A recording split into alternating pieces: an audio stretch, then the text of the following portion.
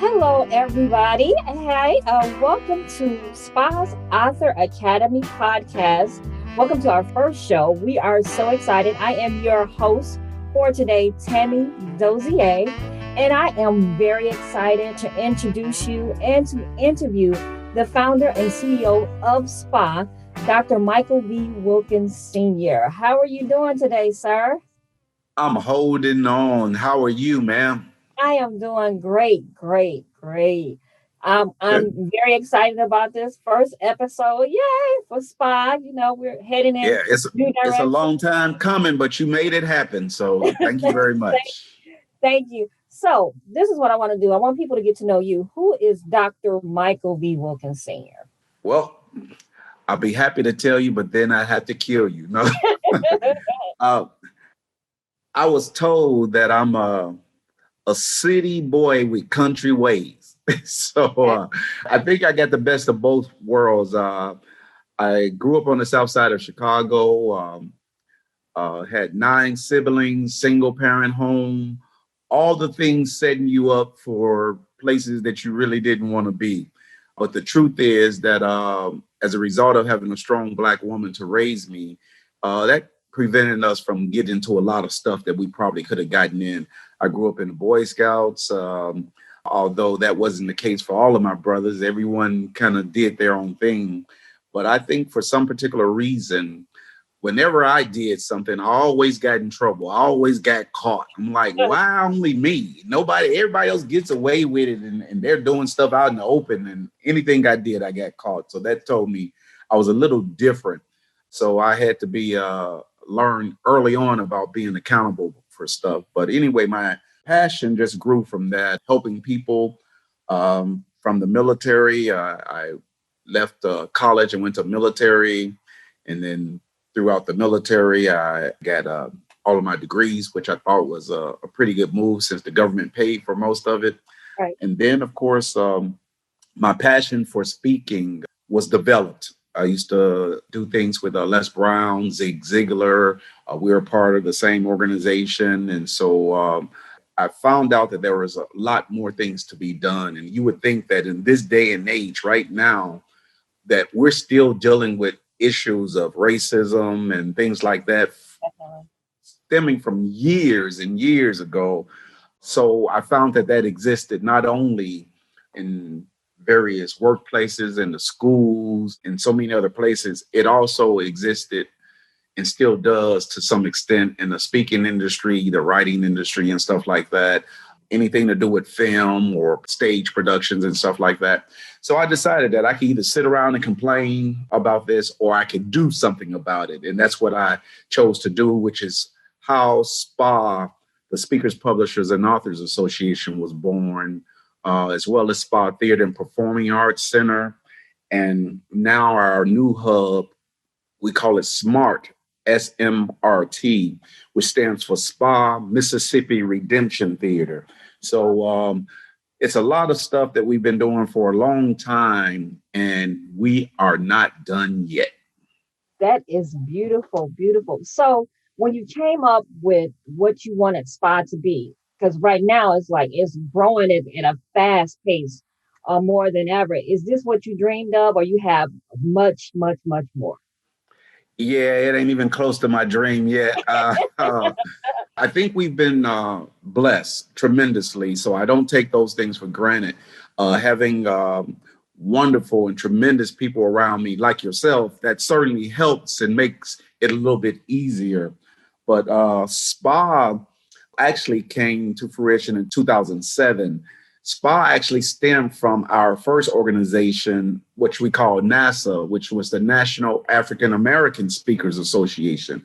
But what I began to learn is that along with speaking, there are a lot of other things that you can do and you have to do actually. So being a good writer, published author, entrepreneur, having marketing experience, all of these things go into what we're trying to do. So from the National African American Speakers Association, we expanded it to Spaa, the Speakers, Publishers, and Authors Association, because we knew this.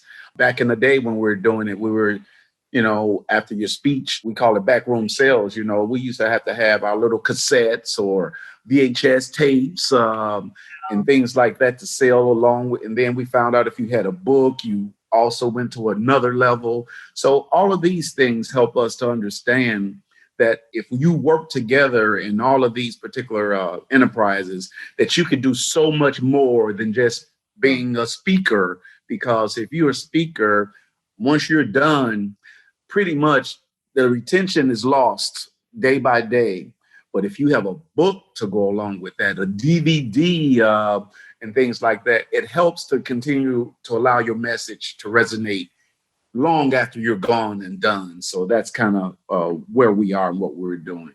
So how many books have you written? Oh, that's a good question. I know I've written at least 20 books. Wow. I remember starting some time ago, and my first book was called Dear Mr. Jesus. And it was just a question to Jesus about why the hell you letting all this stuff happen, child abuse, racism. And I wrote it was started off as a letter to him and ended up as a small book called Dear Mr. Jesus, because I was the one always asking questions, and folks, back in the day when I was growing up, your mama, shut your mouth. You don't question, this and this. Right. You don't question a lot of stuff. So that's where a lot of my trouble came in my life. I'd question everything. So, and I encourage others to do the same. But I've written quite a few books, and I think there's still a few more in me. Okay. All right. Can't wait. So I know you have your last two have been very significant, very important and passionate. You've been very passionate about the topics. Let's discuss those. What were the names of those two books? Well, the first one was Mississippi Mindset. And this book was written as a result of me being curious about my family history. And as I began to research my family history, as a matter of fact, of my 9 siblings, I'm in the middle. And I was the first one. I was conceived in Mississippi, and I was born in Chicago. And I was the first one in my family born in Chicago. So my sisters and brothers under me were all born there. My sisters and brothers all over me were born in Chula, Mississippi. Okay. So when I began to do the research, and I used to go down to Mississippi each summer to spend with my granddad, but I had no idea the things that he was involved in he would do. Because as a kid, we were out there playing, doing what kids do. But during my research, I discovered that not only was my granddad actively involved in civil rights, so I don't mean show up every now and then and stuff. I mean, Medgar Evers, Fannie Lou Hamer, they were all at his home. The 3 young freedom fighter riders who were killed in Mississippi stayed at his house. Wow. My granddad was one of the first Black men to register to vote in Lexington, Mississippi. And of course, as a result of this, during those particular times, what they would do is they would publish your name in a newspaper if you tried to vote and you were Black, so that if you worked for someone, they would fire you immediately because they did whatever they could to prevent you from voting. And so, of course, thank God, my granddad had his own business. He had a farm and did logging and stuff like that. But after he attempted to register to vote, they came to his house that night, firebombed his house, shot it up with him inside, my grandmother, my auntie, and they were inside the house, and my granddad came out shooting. So he was protecting his property and his family. And as a result, he actually killed one of the deputies. Well, the KKK, they were all in KKK gear, but we later discovered that they were sheriffs and deputies. He killed one of the deputies and wounded another. And so the next day, they couldn't say, oh, they were involved in this mess. So what they did is they tried to arrest him for actually bombing his own house and shooting up his own house. Really? Yeah. Wow. And so, but the truth is, even Kennedy at the time, who was the Attorney General, Robert Kennedy, he actually got involved in this particular case. And so, of course, the case was thrown out. And what they ended up charging my granddad with was cohabitation. And for those who are not familiar with that, back in the day, there was an old law said that you couldn't live together, as man and woman without being married. And I thought that was so funny to me. So, but my granddad did go on and get married to my grandma. So, but just to show a system of racism that was happening and the things they do, and to think that here we are in 2021 and this stuff is still happening. Yes. We're still protesting and doing stuff. And it's so frustrating to think that after all of this particular time, we're still dealing with some of those same issues. Yep. So my position is, I was saying voter suppression, same thing. Absolutely. Still taking place right now. Yes. That's just amazing to me. But what I decided is I can't sit around and do nothing. It's in my blood. I'm a fighter for sure. So, but the thing is that after Mississippi Mindset, I discovered all of these particular things and put this in a book. And I decided, okay, that's one side of my family. I want to do the other side of my family. As I began to do the research, something occurred to me. So in my latest book called The American Mindset, I decided it's not about any particular town or state or city or group of people. America, I remember in Batman, so one of the pictures, the Joker said the whole town needs an enema. And I get that about America because I found it's not just these particular places. It's all over America. In the city of Chicago, when you think about Mississippi and the stuff going, people be like, ooh, Mississippi and stuff. City of Chicago is the most segregated city in the United States. It is. How crazy is that? And so while we're sitting there pointing fingers at all these different towns, what we have to understand is far beyond that. America has a problem. So my latest book, American Mindset, it was designed with the same thing in mind, to bring to our attention that, yes, we have some issues, but we can never quit. We can never stop trying to pursue the equality that we were born with. Now, how it got to the point where they believe that they're superior for some particular reason or not, that's beyond me. But what I know is that we have to be careful because it's not about us against them. And now we're in a particular place that as a result of number 45, the division among us is becoming even greater now. And some of the racial tensions back from the 60s and beyond are beginning to resurface as a result of nonsense, rhetoric, and mess that's being started by ignorant blank people. Yes. So I'm just saying that it's ridiculous to me that this stuff is still going on. So, and as long as it does, I believe that, I have a responsibility to do whatever I can to help alleviate, if nothing else, some of the ignorance through some of our seminars and workshops, helping our people that genuinely wants our help, and helping other people who genuinely need our help, with the understanding that we can help everyone, because everyone is not going to receive your help. And that's fine with me. But I think once you recognize that, you understand how important it is to do what you can. And then you have to keep on stepping, because everybody's not going to understand. Everybody's not going to accept it. And some of the folks that look just like you and I are some of the main ones that, we have to be concerned about, unfortunately, but it's still the truth. Very true. So those are the two books that my latest two books, American Mindset and Mississippi Mindset. It's called The Attitude of a Nation. And that's exactly what it is. It's the attitude for people to think that they're superior to you based upon the color of your skin. I think that, but along with racism, you have sexism. I mean, how is it that women are still talking about breaking the glass ceiling? What the hell is that? Because my position is, if women understand that it shouldn't be men against women, it has to be us together. And the truth is, some of the men who made these ridiculous laws and started this stuff, it takes if you think about it, a whole institution and system and generations to get beyond this stuff. Because how is it that women are being paid equally today? That doesn't even make sense to me. I don't comprehend that, because if You do a job, I do a job. We're doing the same job. We should be paid equally based upon our experience and qualifications, etc.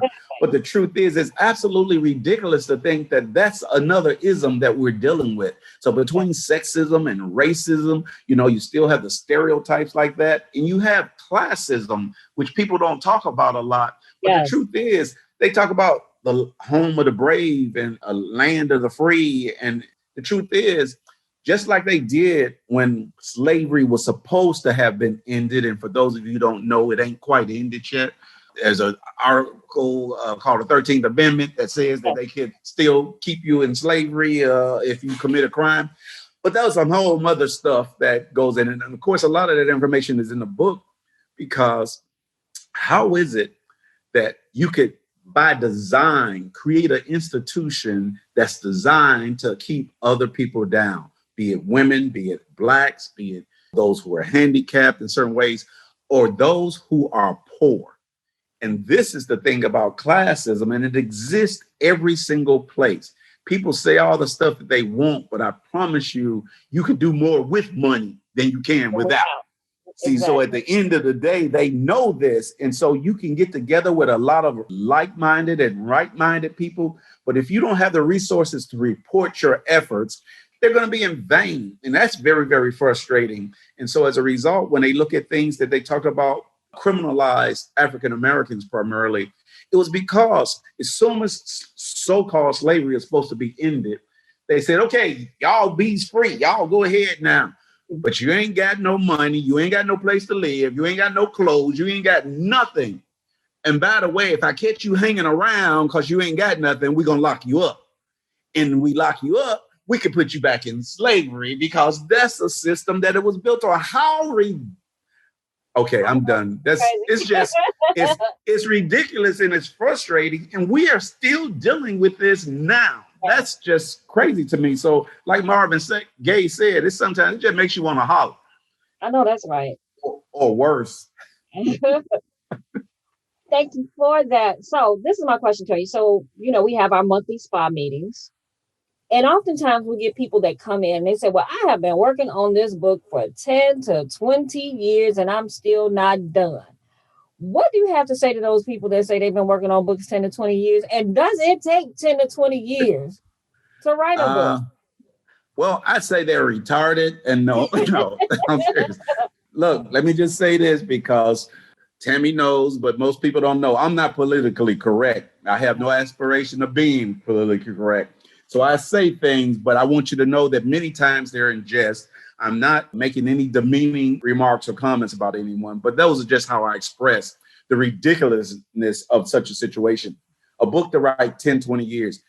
First of all, 20 years, you could write a whole book about your life, but that's 20 years. So think about it. If you live to be 40, you got 20 more years that could go into that book.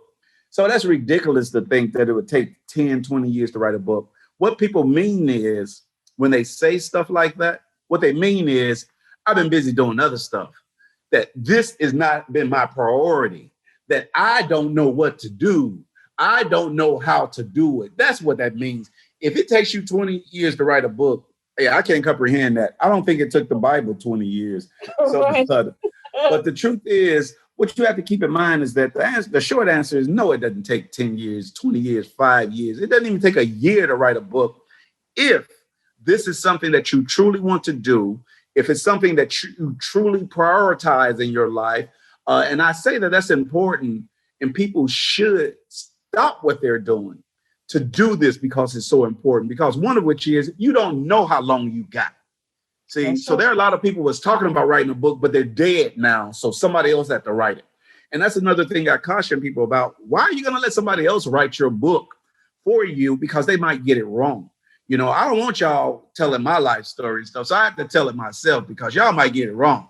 See, because, I know if I let Tammy say it, she's going to be talking about, how I did this and how I did this and all this stuff. And if I let some folks, they're going to say some really great things about me that most of which ain't true. But when I'm alive, I ignore them. I ignore the hell out of some folks. That's who I am, because it takes away from my time, from my creativity, from my productivity. If I'm wasting my time trying to defend crap you saying, Right. So we always challenge people to do your own book. And even if it's not necessarily about you, because I believe everyone has a book into them, everybody has unique experiences. If a group of us, five, six of us wrote a book with the exact same title, I promise you the content will be different. Unless they Definitely. just, back in school copying Right. off each other. But the truth is that you all have unique experiences to draw from. You all have unique talents to draw from. You all have certain situations that you've been through in your life. And Tammy tells some tremendously great stories about her coming up and situations she had to deal with in her life. But that made her who she is today. That doesn't mean she has to stop, but she could not have become the woman that she is today if she had not went through those things. It's the same thing for me. Had I not had an opportunity to experience some of the things, and some of the experiences was painful, just because we don't mean like, my life is all peachy keen and stuff like Right. that. And some people say, well, if I had to do it over again, I wouldn't change a thing. I'll leave it just what it is. Well, I would change a few things in my experience that I went through that I don't want to go through again. But the truth is, I would not be the person that I am now had I, been removed from those situations. So it's the same thing. While some are painful, those are some of the things that cause you to grow. If you think about it, anything that becomes of any value had to go through some stuff. They talk about the pressure of a diamond. It was just cold, but through years and years of pressure, it became a diamond. Right. If you take a seed and you put it into the ground, what happens is that seed busts open, the seeds come, and then it has to get through this dirt and grow. That's the stuff that we have to do. So you have to go through these particular experiences. So in terms of doing a book, many times I just think people are distracted very easily. They don't have the information that they need, and they don't know what to do. So that's why I'm really grateful for the leadership and the things that we have within Spaa, the Speakers, Publishers, and Authors Association, because we alleviate a lot of that nonsense, the excuses, the distractions, and get stuff done. Every year we do annual collaboration, a book collaboration, where we give authors an opportunity to come and be a part of a book so that they can become a published author until they're ready to do their own book. So we create a lot of different opportunities for folks to get them away from that excuse stuff about, oh, it's taking so long, or that's what I'm doing. The short answer, it doesn't take that long. And if it's taking you that long, you need to come join Spaa. Hello. So what about those people that say, you know what, I sit down and I'm trying to write, but I just can't think of anything. I can't remember anything, or I've been working on it for about 6 months now. And when I sit down to type, I can't, that writer's block thing. What do you say about that? A lot of people bring that up. So let me tell you something. And if you guys need to, if y'all pay attention to this, because, you got all of these sayings that people say all the time, but that doesn't mean they're true. There's no such thing as writer's block. Whoop, there it is. There's no such thing. That's a made up crap by somebody who didn't want to do no writing, because this is the truth.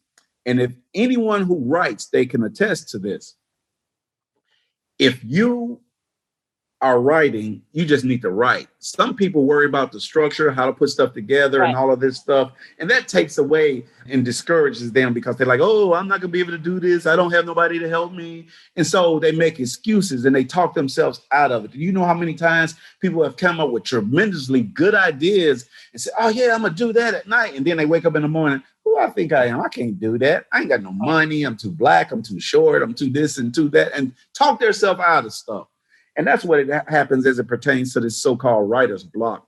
All that means is, you don't have a fresh flow of ideas. Sometimes you have to walk away. If you're me, you go get you a piece of cake or some pie or some cookies or something sweet, some snacks, some junk, clear your head and stuff. You might have to walk away, watch a program, do something else, and then come back to what you're doing. Many times when they talk about writer's block, it means that it's just not a fresh flow of ideas continually going. And this is a method that they use to talk themselves out of it, because actually what I found is when you don't feel like writing, you like, oh, I can't think of nothing to write. I recommend you go to your computer, your pad and pen, or whatever device you use, and start writing. It doesn't matter what you write. Just start writing, and you'll be absolutely surprised at the things that begin to flow from you. And for me, because of who I am, I know it's not necessarily coming from me. It's but God, because I don't think I'm that smart. And I think the truth is that a lot of things that if you do what you're supposed to be doing, the rest of that stuff will come. So I don't think anybody should get harp on the excuse about writer's block. That just means that, you got some other things going on. You got some distractions around and things like that. But if you really are serious about writing, you're going to write. And the truth is, people ask the same thing. Oh, how much should it be? How big should a book be? Right. How many pages? We consistently tell you, you write until you're finished saying what you have to say. Then put your pencil down. Then it's time to work on putting that book together, publishing it. So, but yeah, there's no such thing as writer's block. People say that all the time, saying that you can't think of nothing. Then is there such thing as worker's block, which means that you can't work? Right. Is there such thing as relationship block? You're like, right. Yeah, all the folks like, I'm single and I'm happy and all this stuff. And that's cool and stuff like that. But on them lonely nights when the demons come out and chasing you all over the room and you got to go to the drawer with batteries. Okay, back to the book stuff. I'm just saying that there's no such thing as writer's block. People say a lot of stuff about a lot of different things, but that doesn't make them true. And I want to just piggyback on what you were saying about just sitting down writing. Sometimes we have a structure in our mind, but when you begin to write and just writing whatever comes to mind, it changes. And Absolutely. It may be that whatever you're thinking that you should write about, it should go in a different direction. Absolutely. So, or it could be a different book. Because sometimes in the midst of writing one book, a phenomenal idea comes and I'm like, well, it's fresh. Let's get this. So that's very true. But people don't know that if they succumb to I got writer's block. And that's just an excuse. Very true. All right. So as far as Spaa goes, so we provide you with information for writing books. What else do we do? Do we provide editors? Do we help with marketing? What can we share with people? What does Spaa do? What can I do to get my book started? Well, I think that the important thing is when we thought about Spaa, we thought about the whole shebang. So it's not just, you get your book published and you're out of here and stuff. We provide everything that you need from concept to completion. And what that simply means is your ideas, whatever it is that you have, when you have ideas about how your book cover should look and things like that, we have people that can help you with that. I know this young lady, she does a phenomenal job writing. She writes under a pen name, but she had this one book cover and she was talking about this and she sent me samples of it. And I was like, whoa, now this one's going to get the ladies and this one's going to get everybody.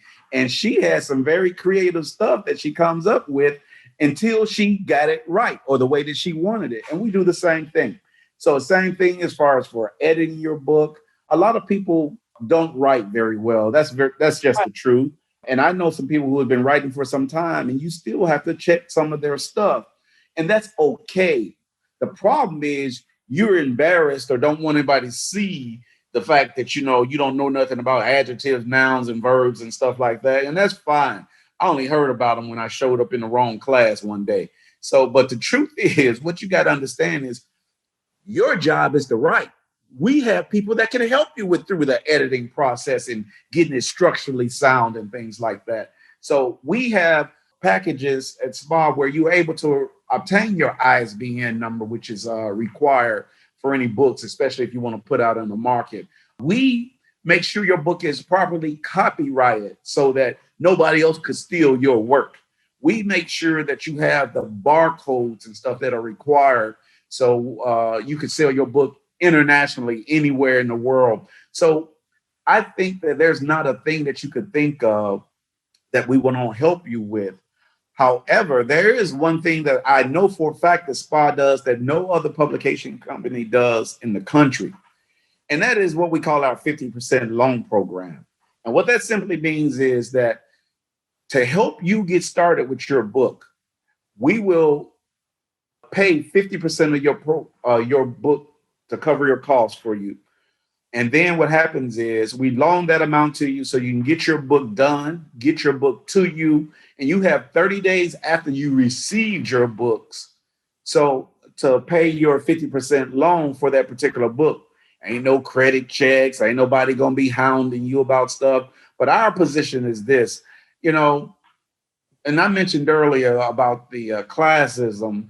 Everybody can afford the book, and I know one of the things that we were going to talk about is the fact that some people say it costs literally thousands of Yeah. dollars to get your book printed. Yes. Actually, that's a true story, depending upon who you use. Now, there are companies out there now would charge you several $1,000s to get you one copy of a book and promise you it's going to be displayed beyond, to the world. And technically, that's true because what their mythology is that, hey, if we can get your book on the internet, then millions of people can see it, and they could. But will they? The answer is usually no. And besides, even those who see it, that doesn't mean they will purchase it. So you have to be very careful because you can get a very good book published at a very economical cost. Our structure is kind of simple. We just need to know what size your book is. The standard book size is 6 by 9. We need to know how many pages in your book, because those pages is what you're paying for. And that determines the thickness of your book and how they bind it and stuff like that. Finally, how many copies of the book do you want? And we will print, for our minimum is 50 books to 5 million books if you want to. So those are the three things that you have to know so that you can get a realistic price. And what we do here at Spaa is, if you're a member of Spaa, we charge you whatever cost is. It's at cost. Whatever they charge us to do your book, that's all you charge, not a penny more. Now, we don't want you to think we're requiring you to join Spaa, because we still will help you, even if you're not a member of Spaa. It's just going to be a 20% upcharge, and you're going to pay other folks a lot more. So why not pay us professionals to help you do what you want to do with no obligation to be a part of Spaa? We just believe membership has its privileges. And so as a result, we're going to take very good care of our members. We're not going to mistreat anyone else that's not a member, but you best believe you're going to get some stuff as a member of Spaa that you can get nowhere else. Now, what I wonder, because earlier you mentioned like ageism and all of that. So some people probably say, well, you know what? I am too old to write a book and nobody wants to hear it. And I know that we have people within our organization that are older, as well as they don't have to have a computer or a typewriter or anything. What would you say to those people? Well, I would say that reminds me of my mom. My mom is 84 years old. She'll be 85 this year, God willing. And she was working for the state of Illinois for 20 some years. And at the age of 60 something, they decided, oh, y'all got to go back to school. If y'all don't have a degree and stuff, we're going to fire y'all. And my mother said, that's ridiculous. Why would they want me to get a degree at this time in my life? Do you know I'm going to be 60, whatever? And I said to her, whether you get your degree or not, you're going to be 60 something anyway. Right. So why not, if this is what you want to do? And she went on to get she had a bachelor's, but to get her master's degree. And she has always reminded me of how grateful she was that I helped her to understand how important it was to do stuff. And don't let your age become another one of those reasons that you don't do whatever you do. I think those who are elderly, more mature, as we like to call them, because I don't want to get in trouble calling nobody old. Right. But I think that what they have to keep in mind is, first of all, that's probably where some of the best books have come from, because of the experiences that they went through, the things that they've seen, the things that they had to overcome. And I'm just blown away every single day as I continue to listen to my mom about stories of things that took place in Mississippi and when she was growing up and stuff like that. So I think regardless of what your age is, if it's something that you want to do, we could certainly help you do it. And for those of you who don't want to do it, I think that you should also think about how selfish that could be. I'm calling it like it is, but how selfish is it of you to die with all of this information and knowledge inside of you, but you can be a blessing to so many others. And some people's lives that you'll touch, you will never know. You'll have no idea unless they have the opportunity that you're a part of the organization and you're out doing speaking and people are telling you these things. But I think it is so selfish for people to have all of this knowledge and wisdom and to keep it inside of them. I wrote a book called The Richest Man in the Cemetery. And one of the things that stems from that is the fact that you can't take it with you. I don't care what it is. All these things that material things that we think had so much value. When you're on your dying bed, you understand none of those things are that important. You trying to remember all the things you've done and how you can negotiate with God so that you can get a little extra time. Exactly. So my position is that I think it's selfish for you not to share those experiences and things that could be a blessing to other people. So I think everybody should write at least one book. Exactly. And they don't have to use a computer because we would have people transcribe or do whatever it is that they need to do. Absolutely. Absolutely. All that fear. Well, sir, is there any last words that you want to give to the people out there? Well, first, I want to find out why is it that you believe I'm going to die now, since it's just last words, like, you know. Oh, you know. But I guess you didn't mean it. I didn't say last rites. The idea to even do these particular podcasts, because I think it could be really helpful for the people who are not sure on how to get to the next level in terms of becoming a published author or a professional speaker or even a business owner. I'm grateful for that.